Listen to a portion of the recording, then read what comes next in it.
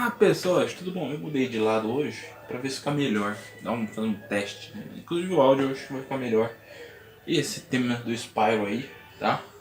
Ele foi distribuído aí pra galera, quem pegou, pegou, quem não pegou, não pega mais, se não me engano, hein? Gente, hoje vamos falar de Tate no Yusha e esse é um novo quadro do canal, Spoilers, tá?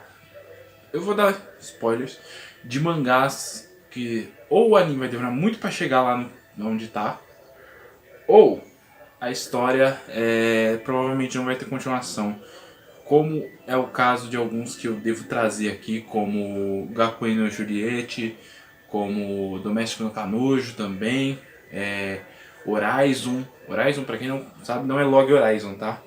É Kyokai Senju no Horizon, tá? É Horizon no meio de lugar nenhum, melhor nome. Deixando as brincadeiras de lado um pouco, vamos falar sério rapidinho aqui no começo do vídeo. Vou dar minha opinião sobre essas coisas do Crunchyroll aí, dele estar banindo a galera da internet. É o seguinte, existe uma lei que se no seu país, todos eles que fazem parte da ONU, tá? Não possui aquele determinado produto, ou seja, não é fornecido pela empresa, você tem direitos de fornecer ele de forma gratuita, sem nenhuma renda, porque aí, se você está gerando dinheiro, você tem dinheiro para pagar a licença do produto. O que acontece? A partir do momento que uma empresa fornece isso, você não pode mais ter aquele conteúdo distribuído. A Crunchyroll tem o direito de fazer o que ela está fazendo? Total direito, tá? Que pirataria é crime e você que acha que é bom pirataria, você está errado. Porque nada que é errado é bom, tá? Nós vamos falar de Tate no Yusha e vamos falar um pouquinho sobre escravidão hoje. Então já fica aí para vocês prestarem um pouco de atenção. Concordo com o que ela fez? Não, não concordo. Eu acho que já que você tem uma concorrência tão forte por causa da qualidade do trabalho, porque você simplesmente não contrata essa galera para trabalhar para você, né? São pessoas bem qualificadas, eu já fiz esse tipo de trabalho e eu conheço gente que é mais bem qualificada do que gente que já está trabalhando lá dentro.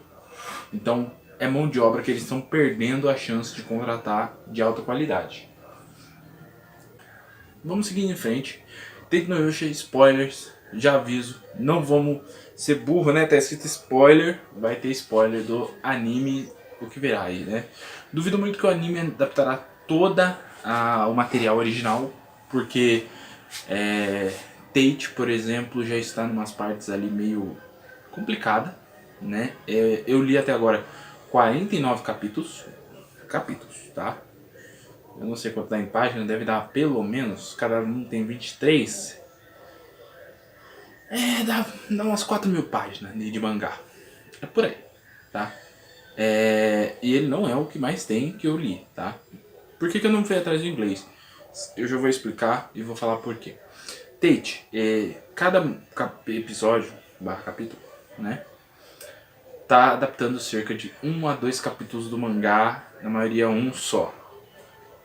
Né? O primeiro episódio mais comprido, adaptou 2. O que acontece? Por que ele está adaptando um capítulo por si só? O criador do mangá de Tate no Yusha, o que ele fez? Como ele viu que ele tinha muita coisa para contar e não queria ficar enrolando 15 anos para produzir um mangá, então ele é mais direto. A maioria dos acontecimentos das histórias duram 1 ou 2 capítulos, no máximo 3. Nada se estende muito além disso. E normalmente ele fecha o volume com um bom cliffhanger para jogar para a próxima parte, né? Tem inclusive capítulos, um capítulo que provavelmente vai virar 2 episódios na animação, né? E eu falei sobre o negócio de escravidão.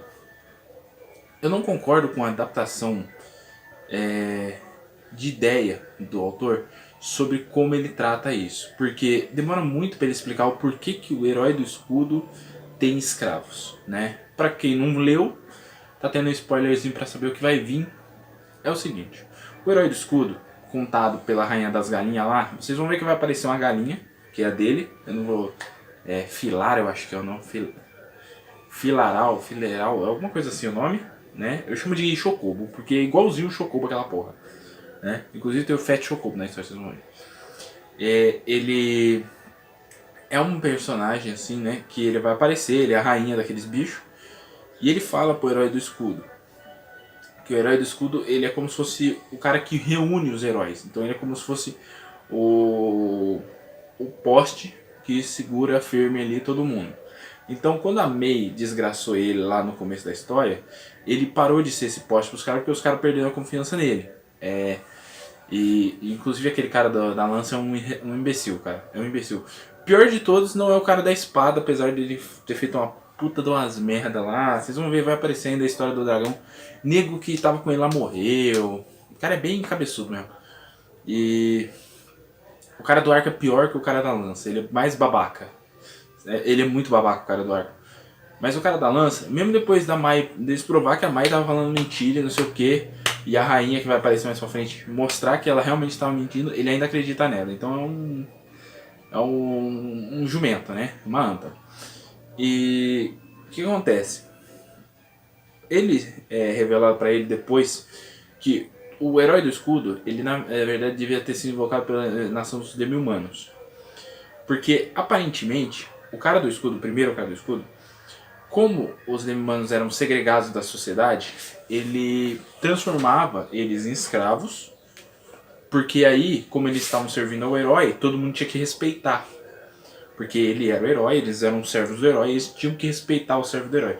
Mais ou menos para dar status. Então foi por uma boa causa, ele teve motivo para isso. E como era comum ter escravos, ninguém percebeu o que ele estava fazendo. Com o tempo, os demi-humanos ganharam sua própria nação e o respeito em algumas áreas e regiões, né? Tanto é que existem lugares que aparecem lá onde os demi-humanos convivem normalmente com os caras, com as outras pessoas, e todo mundo age como se não tivesse diferença em ninguém.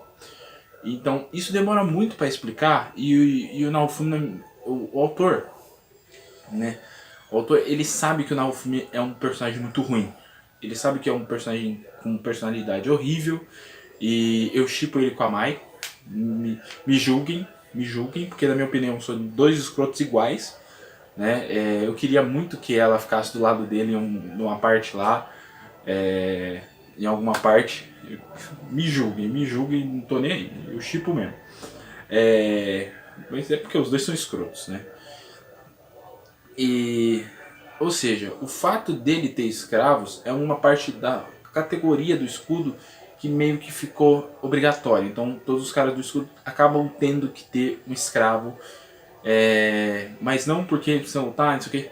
Não, parte da capacidade do cara ser o escravo do herói do escudo faz com que, em compensação disso, ele ganhe um boost diferenciado. Então todo mundo que é escravo do herói do escudo ganha um boost próprio, como uma habilidade do escudo. E o escudo compensa o fato do cara ser escravo do cara do escudo.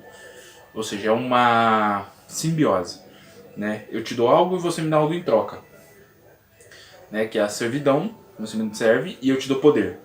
E isso é explicado na história, eles explicam direito, só que isso vai ser explicado lá pra frente, entendeu? Se a série tiver 12 episódios, nem vai ser explicado nessa temporada, vai só se tiver uma próxima. E isso é um problema, porque você acaba perdendo o espectador do seu produto, né, da história e tudo mais. Então é algo que eles podiam aproveitar, mostrar alguma coisa ali, algo entre personagens que ainda vão ser apresentados ali e tudo mais, para gerar uma trama mesmo, só para dar uma explicadinha nisso e deixar o público mais calmo quanto à situação dele e tudo mais, né?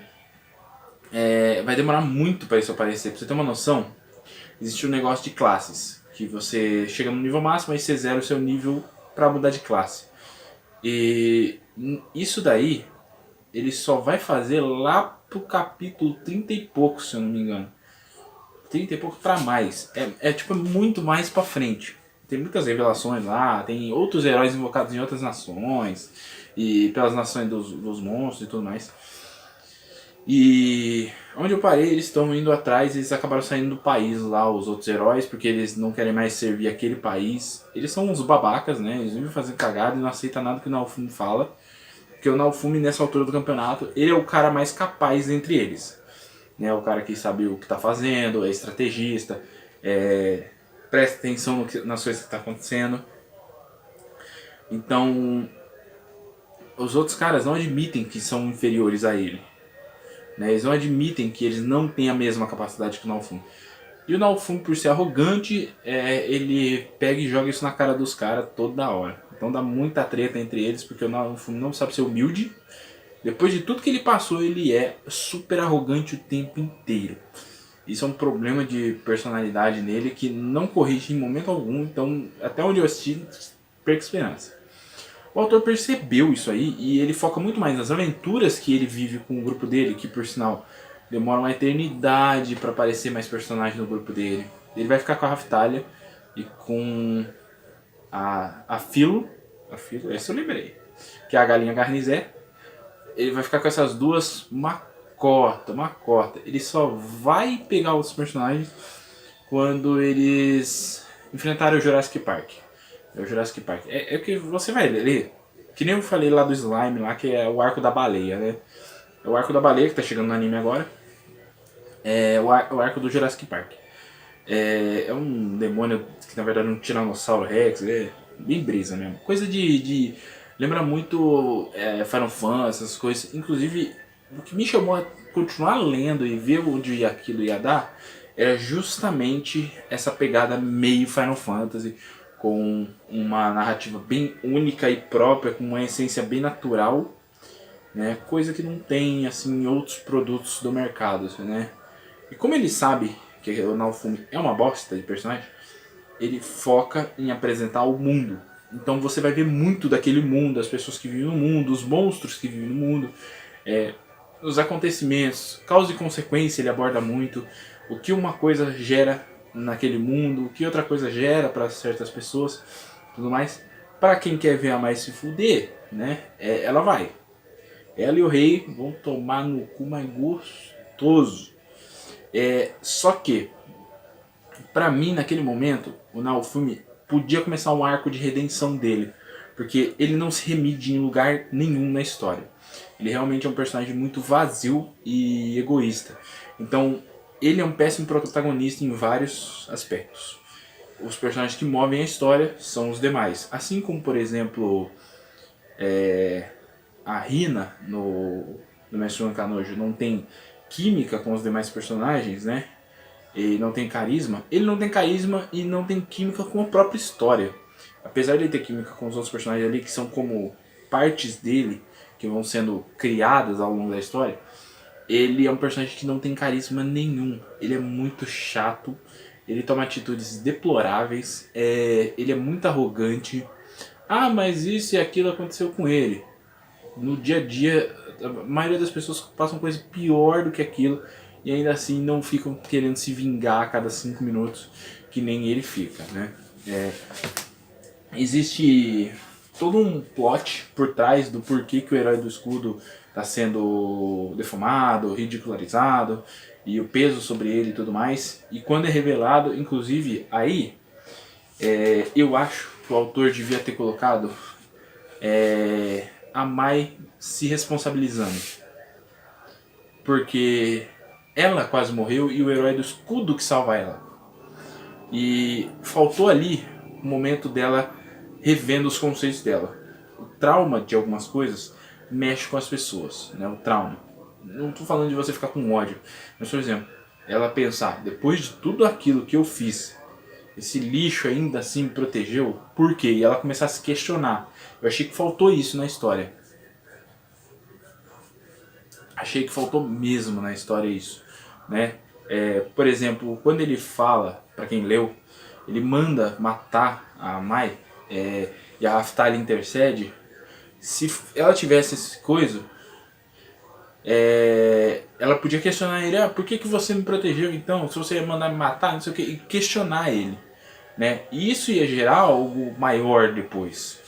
Seria um prospecto maior na situação. Eu acho que o autor perdeu a chance de gerar uma tensão entre os dois e uma tensão justificável, né? Porque tudo aquilo que aconteceu, não sei o que lá, Naofumi nunca vai confiar nela, porque ela é o cão chupando manga de ruim, e ela nunca vai entender o Naofumi, justamente porque ele é o herói do escudo e ela acha que ela está certa. E quando as ideias dela caíram por terra, aquilo devia ser o suficiente para pesar no personagem e ela perceber que estava errada. faltou isso na história, faltou aquele tato pra mexer nisso. Mas a história não acabou, ainda tem muita coisa pra rolar. Não sabemos até onde o cara vai.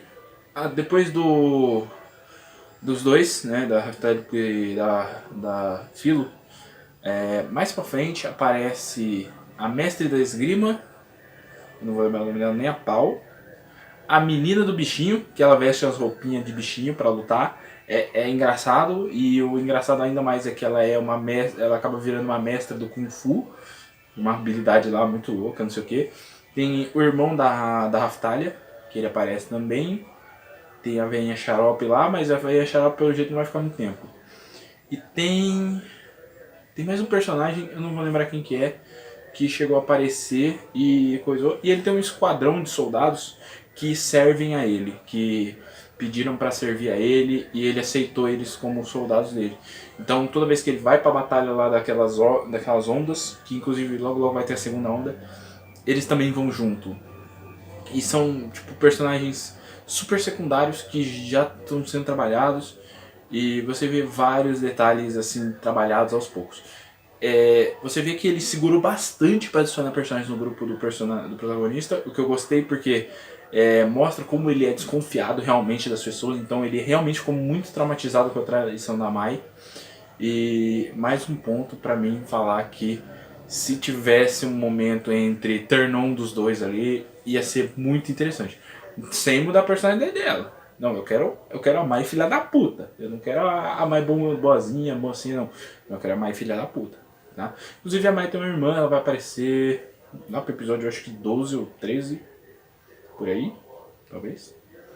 Se tiver 13, né? Se tiver o terceiro episódio.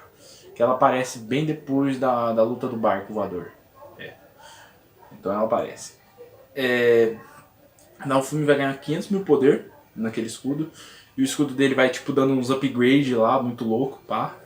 A Filo, ela vira gente, ela é uma galinha que vira gente lá. E como ela é do herói, ela ganha um boost. E por isso que ela tá virando uma próxima candidata a rainha. Aparece a rainha atual. Ela também lutou ao lado de herói e tudo mais. Então ela se tornou daquele jeito como um herói. E ela é o bicho vindo, maluco. Ela é o bicho vindo. Os outros heróis lá, como eles trabalham em equipe e tudo mais, eles trabalham muito melhor, né? Juntos. Tem um personagem lá que eu tenho quase certeza que ele vai entrar pro grupo do Naofumi ou vai dar um poder pro Naofumi antes de morrer, porque ficou muito parecido com isso e tudo mais. E o demais é só, assim, eu tô cortando muita coisa. Mais ou menos, deve ter pelo menos mais plot que a primeira saga do Naruto nos mangás, aquele Naruto clássico, inteira, em 49 capítulos. Ele conta muita coisa em pouco tempo. Ele não perde tempo ficando enrolando, enchendo linguiça nem nada. Aconteceu no outro capítulo já resolve, já começou outra, já vai. E ele vai gastando. Ele gasta sem dó. E isso é bom, porque você não fica perdendo tempo com porcaria e coisa inútil. E também porque ele desenvolve mais os personagens em batalha e não tantos personagens com diálogos desnecessários. Existem vários momentos de diálogos onde a história dá uma reduzida, mas todos eles são usados e direcionados para algo importante, né?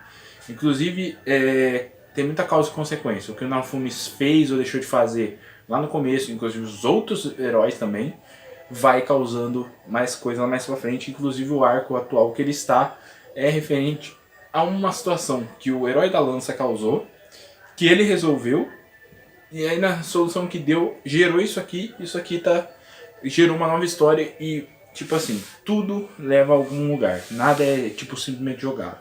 Ele sempre vai reutilizar histórias que já passaram.